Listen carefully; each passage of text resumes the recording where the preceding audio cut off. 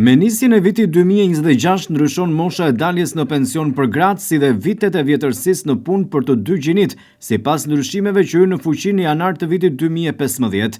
Reforma e ndërmarrë 10 vite më parë parashikon një rritje graduale të moshës dhe vjetërsisë në punë, çka lidhet direkt me masën e pensionit.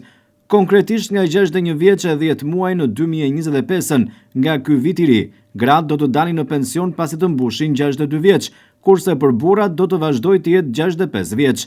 Për të dyja gjinit rriten edhe vitet e punës për të marrë pension të plot, nga 38 vite 8 muaj në 39 vite punë.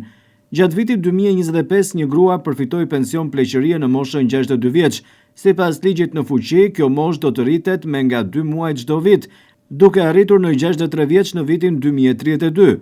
Më pas, procesi rritjes së moshës do të përfshijë edhe burrat, deri në barazimin e moshës së daljes në pension në 67 vjeç për dyja gjinit në vitin 2056. Ndërkohë edhe pse burrat nuk preken me njerë nga rritja e moshës, ata ndikohen nga shtimi viteve të vjetërsisë në punë.